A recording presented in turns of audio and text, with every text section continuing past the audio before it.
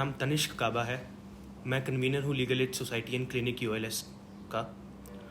आज हम बात करेंगे न्याय की। न्याय ये सिर्फ एक शब्द नहीं या आपके हक में कानूनी फैसला नहीं, बल्कि एक बराबरी का एहसास है। पर क्या ये बराबरी का एहसास सबको मिलता है? न्याय के लिए हमें कोर्ट का दरवाज़ा खटखटाना पड़ता है, पर क्या ये दरवाज़ा सब खटखटा सकते हैं? आइए जानते हैं हमारे आज के expert mister Shiv Kumar sir के साथ, जो कि स्टेट लीगल सर्विस अथॉरिटी में काम करते हैं। सर, आप अपने बारे में हमारे दर्शकों को इंट्रोड्यूस करें। थैंक यू तनिष्क, मुझे ये मौका देने के लिए कि मैं आपके साथ और आपके दर्शकों के साथ बात कर सकूं। मेरा नाम शिव कुमार शर्मा है और मैं स्टेट लीगल सर्विसेज अथॉरिटी में काम करता हूं और लीगल एड और लीगल अवेयरनेस से रिलेटेड जितने प्रोग्राम हैं मैं उनको कोऑर्डिनेट करता हूं। सर, कोर्ट का दरवाज़ा खटखटाने के लिए हमें एडवोकेट चाहिए, पर जो लोग एडवोकेट अफोर्ड नहीं कर सकते, जो उनकी फ़ीस नहीं दे सकते, जो अंडर प्रिविलेज्ड हैं, उनके लिए हमारा संविधान या हमारा लीगल सिस्टम जस्टिस कैसे इंश्योर करता है? एक्सेस टू जस्टिस, हमारा जो इंडियन लीगल सिस्टम है, उनके लिए क्या प्रोविजंस हैं और क्या उनको ऊपर उठाने के लिए काम करता है? बिल्कुल, हमारे संविधान में ही आर्टिकल 39A है जिसमें फ्री लीगल एड और फ्री लीगल असिस्टेंस की बात की गई है। ऐसा नहीं है कि कोई भी व्यक्ति अगर वो गरीब है तो वो इसीलिए अपने अधिकारों से वंचित रह जाए। राइट टू इक्वलिटी हमने सबने पढ़ा है, समानता का अधिकार। तो उस अधिकार को बचाने के लिए कई बार हमें कानून का सहारा लेना पड़ता है, और जब हम कोर्ट में आते हैं तो कोर्ट में अपना केस रिप्रेजेंट करने के लिए हमें एक एडवोकेट चाहिए जो कि हमारा केस हमारे बिहाफ पे कोर्ट में प्रेजेंट करता है।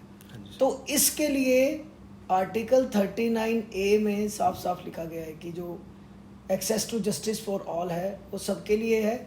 उसके लिए कोई अमीर गरीब किसी टाइप की डेफिनेशन नहीं है। कोई भी पर्सन जो है वो एक्सेस टू जस्टिस के लिए और फ्री लीगल एड के लिए आ सकता है। सर, हर चीज़ का एक ओरिजिन होता है, एक शुरुआत होती है। Right to free legal aid की शुरुआत कैसे हुई? क्या ये हमारे संविधान में पहले से ही था या बाद में इसको इनकॉर्पोरेट किया गया? एक्चुअली ये हमारे संविधान में पहले नहीं था, लेकिन 1976 में अमेंडमेंट करके इस चीज़ को लाया गया और उसके बाद 1987 में इसके लिए स्पेसिफिक एक एक्ट बना जिसका नाम दिया गया national legal services authorities act, जो पार्लियामेंट में 1987 में पास हुआ और 1995 में वो एक्ट जो है वो इम्प्लीमेंट हुआ। वो इस समय फ्री लीगल एड की एक, जिसको हम बाइबल कह सकते हैं, वो है। और इस एक्ट के आने के बाद जो है चीज़ें बहुत ही क्लियर हुई और अब लोगों को बहुत आसानी से फ्री लीगल एड और लीगल सर्विसेज मिल रही हैं। सर, अगर किसी ने फ्री लीगल एड अवेल करनी है तो क्या प्रोसीजर है? वो कैसे अप्लाई कर सकता है और उसको कहाँ अप्लाई करना है? देखिए, national legal services authorities act के अंदर स्टेट लीगल सर्विसेज अथॉरिटीज़ और डिस्ट्रिक्ट लीगल सर्विसेज अथॉरिटीज़ बनाई गई हैं। तो अगर आप कोई भी केस डालना चाहते हैं तो अपने डिस्ट्रिक्ट कोर्ट में अगर आपको केस डालना है तो आप उस डिस्ट्रिक्ट के डिस्ट्रिक्ट लीगल सर्विस अथॉरिटी में कांटेक्ट कर सकते हैं, जो कि जनरली अब वो आपके डिस्ट्रिक्ट कोर्ट कॉम्प्लेक्स में ही होती हैं। और इसके अलावा आप हाई कोर्ट और सुप्रीम कोर्ट लेवल तक भी जो है वो फ्री लीगल एड ले सकते हैं। सर, लीगल एड की एलिजिबिलिटी क्या है? कौन कौन पर्सन इसको अवेल कर सकता है? देखिए तनिष्क, मैं आपको बताऊं और आप जान के हैरान भी होंगे कि हमारे देश की 80% से ज़्यादा पॉपुलेशन लीगल एड ले सकती है, लेकिन इसकी अवेयरनेस लोगों में बहुत कम है। जैसे कोई भी लेडी के लिए कोई भी इनकम क्राइटेरिया नहीं है। कोई भी लेडी हमारे पास लीगल एड के लिए आ सकती हैं। कोई भी बच्चा जिसकी उम्र 18 साल से कम है उनको हम बच्चों में गिनते हैं। कोई भी बच्चा, कोई भी सीनियर सिटीजन, कोई भी पर्सन्स विद डिसेबिलिटीज़, कोई भी SC ST कम्युनिटी के लोग, कोई भी डिज़ास्टर विक्टिम और कोई भी अनऑर्गेनाइज्ड वर्कर, जो अनऑर्गेनाइज्ड एरिया में काम कर रहे हैं वो वर्कर। और इसके अलावा पर्सन्स इन कस्टडी, जो पर्सन्स कस्टडी में हैं, जो किसी कारण से जिनको पुलिस ने अरेस्ट किया है, आपने अजमल आमिर कसाब का नाम सुना होगा, उनको भी लीगल एड मिली थी। और इसके अलावा जिनकी annual income less than 3 lakhs है, 3 लाख रुपए से जिनकी कम इनकम है, वो कोई भी पर्सन हमारे पास आके लीगल एड अवेल कर सकता है। तो आप देख लीजिए, लेडी, बच्चा, senior citizen, persons with disabilities, SC/ST वाले लोग और डिजास्टर विक्टिम्स, सारे मिला के आप देख लीजिए तो हम कम से कम नहीं तो इंडिया की 80% पॉपुलेशन को कवर करते हैं। सर कोई हेल्पलाइन नंबर अगर इसका लीगल एड का है जो आप बता सकते हैं? बिल्कुल तनिष्क, अभी नेशनल लेवल पर एक हमारा जो हेल्पलाइन शुरू हुआ है वो नंबर है 15100, 15100 नंबर है। पहले तो हर स्टेट का अपना एक नंबर हुआ करता था, लेकिन अभी नालसा ने, नेशनल लीगल सर्विसेज अथॉरिटी ने इसको नेशनल लेवल पर चालू कर दिया है नंबर को, जिस पे अगर आप कॉल करेंगे तो IVR बोलेगा, उसमें आप अपना स्टेट और डिस्ट्रिक्ट सेलेक्ट कर सकते हैं। उसके बाद आपकी जो कॉल है वो कंसर्न डिस्ट्रिक्ट के डिस्ट्रिक्ट लीगल सर्विसेज अथॉरिटी के ऑफिस में चली जाएगी। वहाँ पे जो एडवोकेट्स हैं, वहाँ पे जो हमारे ऑफिस बेरर्स बैठे हैं, वो आपसे डायरेक्ट बात करके आपकी प्रॉब्लम सुनेंगे। इसके अलावा अगर आप छुट्टी वाले दिन फ़ोन करते हैं या रात को फ़ोन करते हैं तो वो कॉल जो है वो हमारे रिकॉर्ड में रिकॉर्ड हो जाएगी, और उसको हम अगले दिन आके जो भी ऑफिस में हमारे पास एडवोकेट्स आएंगे और हम वो सुबह आते ही सबसे पहले आपको कॉल करके आपकी प्रॉब्लम पूछेंगे। तो इसके लिए आप फ़ोन पे भी अपनी प्रॉब्लम्स का जो है वो समाधान ले सकते हो। सर जब हम एक फ्री शब्द के बारे में बात करते हैं तो एक प्री कंसीव्ड नोशन आता है दिमाग में कि फ्री की चीज़ है, पता नहीं कैसी होगी। तो इस नोशन को जो स्टेट लीगल सर्विस अथॉरिटी है या नालसा है वो कैसे ब्रेक करती है? क्या मतलब लोगों में ट्रस्ट फैक्टर है इस चीज़ को लेके? देखिए, जहाँ तक मैं मानता हूँ ट्रस्ट फैक्टर है, क्योंकि हमारा एक बहुत लार्ज स्केल पे जो है वो पैनल बनाया जाता है। एडवोकेट्स जब अप्लाई करते हैं तो उनकी बाकायदा इंटरव्यू होती है, उसके बाद देखा जाता है कि वो एडवोकेट अच्छा काम कर रहे हैं कि नहीं कर रहे हैं। टाइम टू टाइम उनके रिफ्रेशर कोर्सेज होते हैं, उनकी मीटिंग्स होती हैं। अगर उनको कोई प्रॉब्लम आती है तो वो एडवोकेट्स हमारे साथ बात करके उनको सॉल्व भी करवाते हैं। बाकी अगर किसी पर्सन को लगता है कि उसका एडवोकेट ठीक काम नहीं कर रहा तो हम उनसे एक रिटर्न में एप्लीकेशन लेके उनका एडवोकेट चेंज भी कर देते हैं। और अगर कोशिश की जाती है कि उन चीज़ों को सॉर्ट आउट किया जाए, लोगों को कोई प्रॉब्लम ना है। वैसे मेरा अभी तक मानना ये रहा है कि हमारे पैनल एडवोकेट्स बहुत ही अच्छे हैं और बहुत ही एफिशिएंटली काम कर रहे हैं, क्योंकि ये जो काम है एक सर्विस का काम है, सोसाइटी के लिए कुछ करने का काम है। क्योंकि इसमें जो फीस मिलेगी वो एक बहुत नॉमिनल से मिलेगी, लेकिन जो आप काम कर रहे हैं लोगों के लिए, सोसाइटी के लिए, वो एक सेवा भाव है। वो लोग आते ही एडवोकेट्स वो हैं जिनको सच में लगता है कि वो सोसाइटी के लिए कुछ करना चाहते हैं। सॉरी, और जो ये एडवोकेट्स होते हैं ये किसी भी स्टेज पे अवेल किए जा सकते हैं या सिर्फ जब आपने केस फाइल करना है स्टार्टिंग स्टेज में इन द डिस्ट्रिक्ट और सेशन कोर्ट्स वहीं अवेल किया जा सकता है इन एडवोकेट्स की सर्विसेज को? तनिष्क, कई बार होता है कि लोगों को फ्री लीगल एड के बारे में नहीं पता होता। हाँ जी सर। वो लोग एडवोकेट ले लेते हैं और उसके बाद उनको लगता है कि वो उसकी फ़ीस नहीं भर सकते, तो कई बार उनको केस के बीच में पता लगता है कि आपको फ्री लीगल एड मिल सकती है। अच्छा। तो वो आते हैं और अपना एडवोकेट चेंज करके हमारा जो लीगल एड के एडवोकेट है उनको अवेल कर सकते हैं। मतलब ऑनगोइंग केस भी कर सकते हैं। और अगर उनको ये लगता है कि उनका एडवोकेट ठीक से काम नहीं कर सकता तो अपना लीगल एड का एडवोकेट छोड़ के प्राइवेट एडवोकेट एंगेज भी कर सकते हैं। अच्छा अच्छा सर। और ये अपीलेट स्टेज पे भी एप्लीकेबल? ये अप टू सुप्रीम कोर्ट है। अच्छा। क्योंकि जैसे मैंने आपको बताया कि डिस्ट्रिक्ट कोर्ट के केसेस देखने के लिए डिस्ट्रिक्ट लीगल सर्विसेज अथॉरिटीज़ हैं, और जुवेनाइल होम है, जितने जुवेनाइल्स हैं उनको भी हम फ्री लीगल एड देते हैं। इसके अलावा हाई कोर्ट के केसेस को मार्क करने के लिए स्पेशल हर हाई कोर्ट में high court legal services committees बनी है, और इसी तरह सुप्रीम कोर्ट में भी supreme court legal services committee और नालसा इन चीज़ों को मॉनिटर करती है। सर कई जो लोग हैं, जैसे मोस्ट ऑफ द, अगर मैं चंडीगढ़ की भी बात करूं तो यहाँ पे बहुत माइग्रेंट पॉपुलेशन काम करती है। इवन जो हमने विलेज अडॉप्ट किया हुआ है खुदा लाहौरा, जो हमारे लीगल एड क्लिनिक OLS ने विलेज अडॉप्ट किया हुआ है, उसमें sir most of the population का जो रेशियो है वो माइग्रेंट्स पॉपुलेशन है। उनको मान लो सर एक पर्सन है जिसका नाम XYZ रमेश है, ठीक है, वो उसको 4 महीने हुए हैं यहाँ पे काम करते हुए और उसके एम्प्लॉयर ने उसको सैलरी नहीं दी। तो क्या वो चंडीगढ़ की जुरिस्डिक्शन में फ्री लीगल एड अवेल कर सकता है? बिल्कुल कर सकता है। फ्री लीगल एड के लिए जो जुरिडिक्शन है, क्योंकि वो काम चंडीगढ़ में कर रहा है, रह चंडीगढ़ में रहा है, वो मतलब वो लीगल एड अवेल कर सकता है और कहीं भी कर सकता है। उसके लिए कोई ऐसा इशू नहीं है कि उनको कोई अपना एड्रेस प्रूफ स्पेसिफिक देना है। हम एक बस नाम, और उसके लिए हम आधार कार्ड ज़रूर लेते हैं, लेकिन ऐसा कोई वो नहीं है इसमें कोई क्राइटेरिया कि वो कहीं के भी रहने वाले हैं। अगर उनकी जुरिडिक्शन चंडीगढ़ में बन रही है काम की, तो वो बिल्कुल लीगल एड ले सकते हैं। सर, अगर कोई पर्सन है जो इस right to free legal aid को मिसयूज़ करता है या गलत डॉक्यूमेंट सबमिट करके फ्री लीगल एड अवेल करता है, तो उसके प्रिवेंशन के लिए क्या क्या मेजर्स लिए जाते हैं नालसार या SLSA द्वारा? देखिए, उसकी प्रॉपर इंक्वायरी होती है। अगर मान लो हमारा एक क्लॉज है जिसमें हम लेस देन 3 लाख के लोगों को वो देते हैं, एडवोकेट देते हैं। हम उनसे एक सेल्फ डिक्लेरेशन फॉर्म भरवाते हैं जिसमें लिखा हुआ है कि मेरी इनकम इतनी है और अगर कल को पता लगता है तो उसके लिए मैं खुद रिस्पॉन्सिबल हूँ। तो अगर ऐसा होता है कि अपोजिट पार्टी कोर्ट में बोल देती है जी कि इसने तो गलत फ्री लीगल एड अवेल की हुई है, इसको तो मिलनी नहीं चाहिए थी क्योंकि इसकी इनकम ज़्यादा है, और वो शो कर देते हैं, तो कोर्ट उसके खिलाफ फिर कार्रवाई करता है और हम भी इंक्वायरी करवाने की कोशिश करते हैं और उसको फिर ब्लैकलिस्ट कर देते हैं।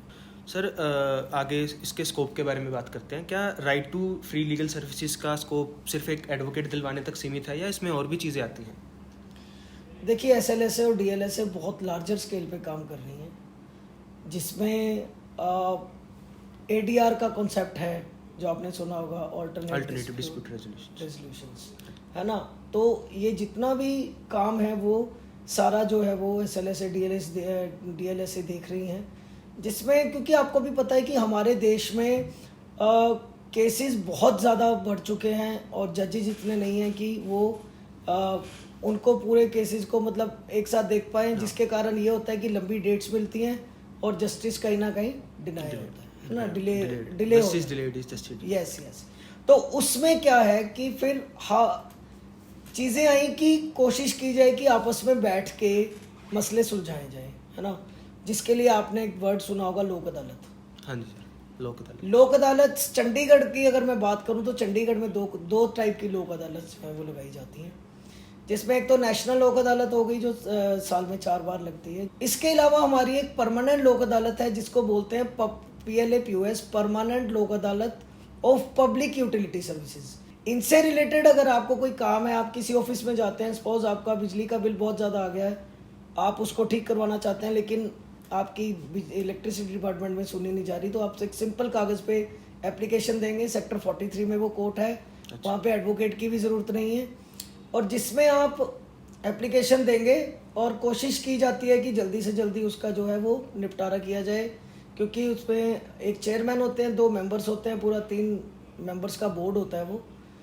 वो जो है वो बोर्ड सारे केसेस डिसाइड करता है। इसके अलावा मान लो आपके आसपास पार्क है जो ठीक नहीं है, ख़राब कंडीशन में है, और कोई और प्रॉब्लम, स्ट्रीट डॉग्स की प्रॉब्लम है, आपके आसपास पार्किंग का इशू है, तो वो सारी चीज़ें आप एप्लीकेशन, आपके डिस्पेंसरी में डॉक्टर्स की कमी है, नहीं है, स्ट्रीट लाइट्स का इशू है, तो वो सारी चीज़ें हम हमारी परमानेंट लोक अदालत और पब्लिक यूटिलिटी सर्विसेज में डाल सकते हैं और वहाँ उन केसेस को सॉल्व करने की कोशिश की जाएगी। इसके अलावा एक वर्ड है मीडिएशन। हाँ जी सर। मीडिएशन आप सभी जानते हैं, मध्यस्थता जिसको हम कहते हैं, जिसमें क्या है कि मैटर्स को बैठ के सुलझाया जाता है through trained mediator. Mediators advocates ही होते हैं, लेकिन वो मीडिएशन का उन्होंने कोर्स किया होता है, और वो कोर्ट जो है वो मान लो एक केस है, एक फैमिली का डिस्प्यूट चल रहा है पैसों के मामले में, जो एक पार्टी 5 लाख पे अड़ी हुई है, एक पार्टी 7 लाख पे अड़ी हुई है, तो मीडिएटर उनको सजेस्ट करेगा 5 भी छोड़ो, 7 भी छोड़ो, 6 लाख पे कॉम्प्रोमाइज़ कर लो। तो लेकिन मीडिएटर जो है वो उनको सुझाव दे सकता है, मीडिएटर उन पे अपनी बात थोप नहीं सकता, उनको वो वे दिखा सकता है अलग अलग कि आपका जो है वो डिस्प्यूट है वो कैसे कॉम्प्रोमाइज़ हो सकता है। जैसे 138 के केसेस होते हैं, चेक बाउंस वगैरह के, उसमें भी कई बार मीडिएशन होती है, मैट्रिमोनियल डिस्प्यूट्स में मीडिएशन होती है। तो ऐसे जो मीडिएशन के मामले हैं वो भी जो है वो ADR के अंडर आते हैं। और इसके अलावा हमने चंडीगढ़ में इंडिया का पहला काउंसलिंग सेंटर एस्टेब्लिश किया था, जिसमें कि फैमिली काउंसलर्स हमारे पास हैं, जितने भी मैट्रिमोनियल डिस्प्यूट्स आते हाँ हैं जी। उनको बिठा के सॉल्व करने की कोशिश की जाए। हमारे पास 4 काउंसलर्स हैं इस टाइम हमारे पास जनरल काउंसलर भी हैं, चाइल्ड काउंसलर भी हैं, और जो फैमिलीज़ को बिठा के उनकी बातें सुन के उनकी कोशिश ये होती है कि परिवारों को टूटने से बचाया जाए। सर आपने बताया पहले ही बता दिया था कि right to free legal aid PWDs के लिए भी एक्सेसिबल है। Right to free legal aid के अलावा ऐसे कौन से और राइट्स हैं जो पीडब्ल्यूडीज के लिए हैं, specially in the RPWD act of 2016? जी बिल्कुल, आपने आरपीडब्ल्यूडी एक्ट की बात की। आरपीडब्ल्यूडी एक्ट से पहले भी एक एक्ट आया था 1995 में, जिसको PWD act, persons with disabilities act के नाम से जाना जाता था।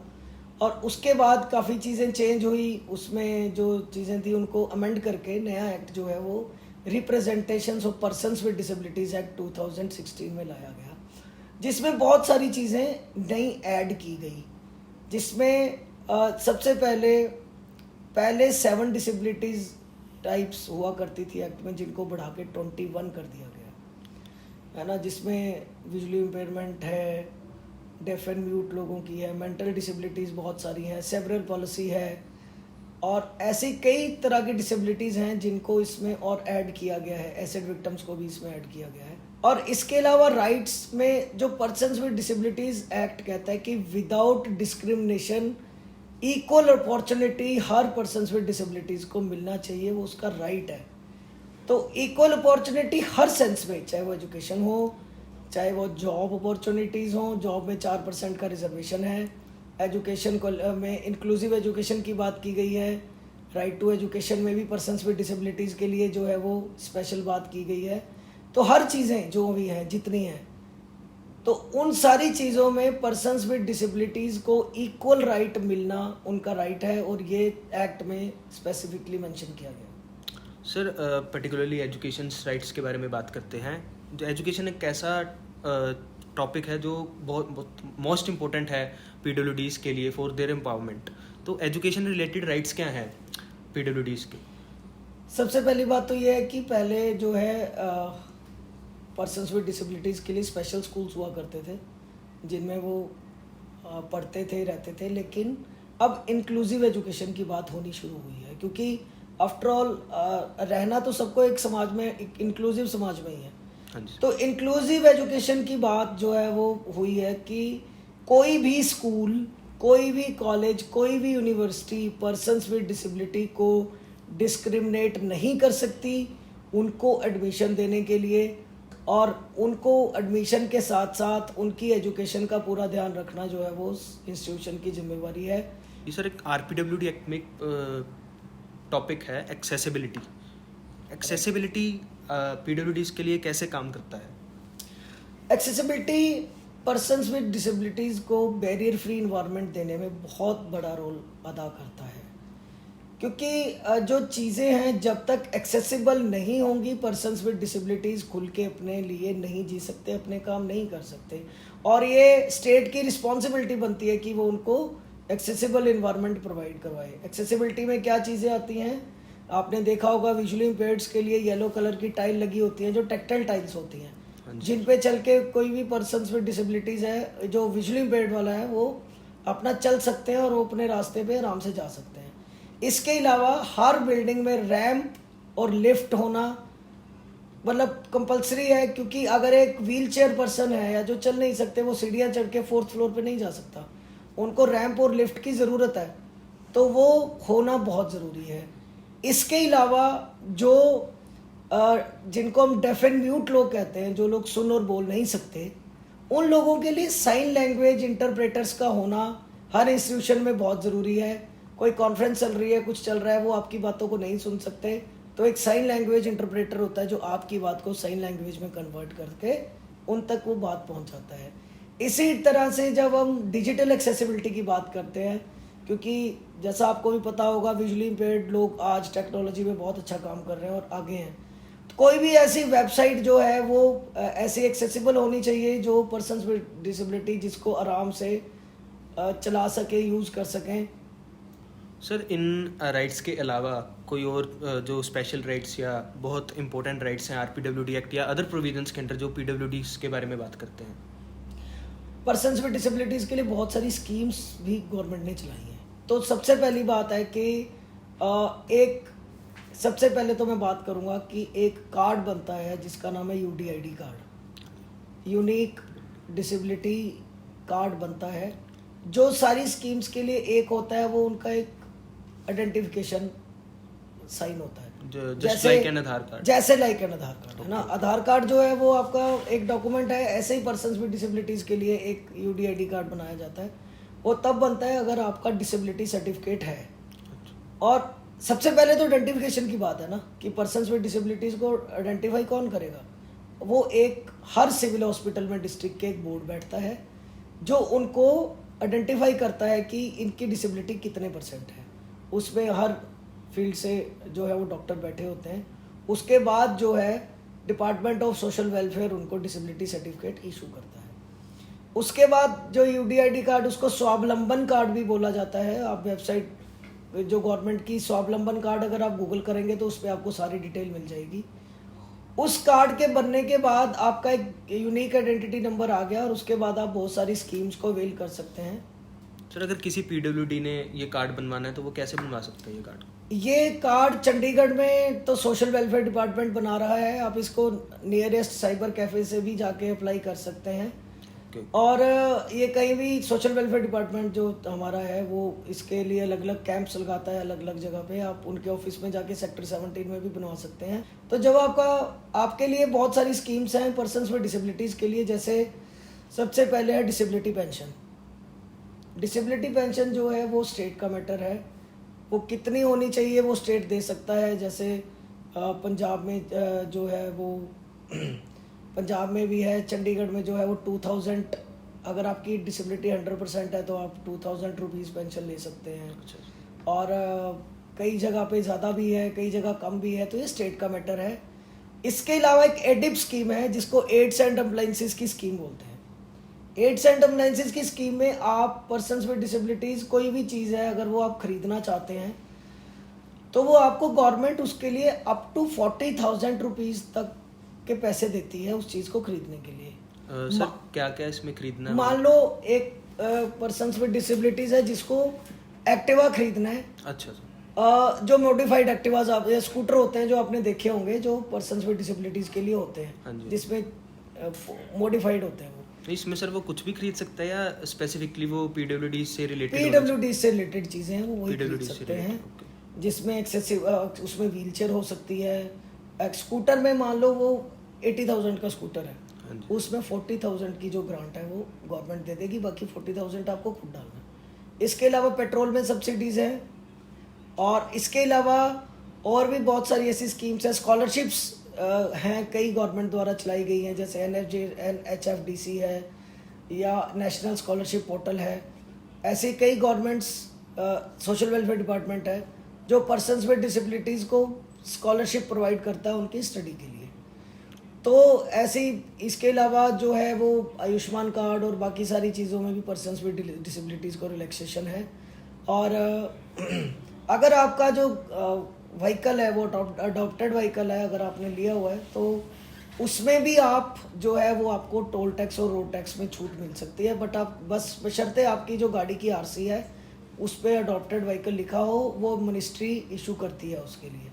इसके अलावा टैक्स, इनकम टैक्स में भी कई टाइप की जो है वो रिलैक्सेशन पर्सन्स विद डिसेबिलिटीज़ को मिलती है। इसके अलावा हम लोग ने लीगल एड क्लिनिक्स ओपन किए हैं विलेजेस में, जहाँ पे जो लोग हैं वो आते हैं अपनी प्रॉब्लम्स लेके और हम अपने पैरालीगल वॉलंटियर्स को टाइम टू टाइम ट्रेनिंग देते हैं जिसमें वो पर्सन्स विद डिसेबिलिटीज़ को सारी चीज़ें बताते हैं कि आपके ये राइट्स है, अगर आपकी पेंशन नहीं लगी तो आप क्या कर सकते हो, अगर आपको कोई एक्सेसिबल व्हीकल या कुछ व्हीलचेयर चाहिए तो आप कहाँ जा सकते हो। तो वो सारी चीज़ों के लिए डोर टू डोर कैंपेनिंग भी टाइम टाइम पे चलाई जाती है। इसके अलावा गवर्नमेंट की तरफ से बहुत सारी चीज़ें की जा सकती हैं, जैसे टेलीविज़न्स रेडियोज़ में एड्स वगैरह दी जा सकती हैं। और इसके अलावा स्कूल्स में सबसे बड़ी बात है, जब आप सिलेबस डिज़ाइन करते हैं स्कूल्स और कॉलेजेस का, उस टाइम पे ये अवेयरनेस बहुत ज़रूरी है। सर अगर इन जो आपने राइट्स बताई पॉलिसीज एंड स्कीम्स बताई, अगर कोई इन पॉलिसीज एंड स्कीम्स के लिए अप्लाई करता है या किसी की एक्सेसिबिलिटी की राइट वायलेट हो रही है, तो उसका वो कहाँ रिपोर्ट करेगा और किसको रिपोर्ट करेगा, और क्या इसका लोकस स्टैंड क्या है? क्या पीडब्ल्यूडी को ही रिपोर्ट करना पड़ेगा या उसके भी हाफ पे कोई भी पर्सन रिपोर्ट कर सकता है? तनिष्क, ये बहुत इंपॉर्टेंट क्वेश्चन है।